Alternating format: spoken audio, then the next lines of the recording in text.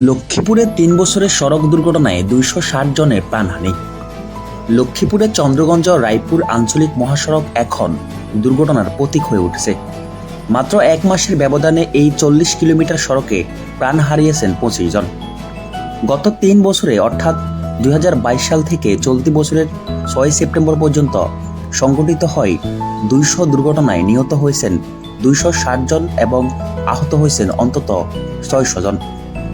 স্থানীয়দের অভিযোগ, সড়কের বেহাল অবস্থা, সংকুচিত পথ এবং চালকদের বেপরোয়া গতি এসব মৃত্যুর মূল কারণ।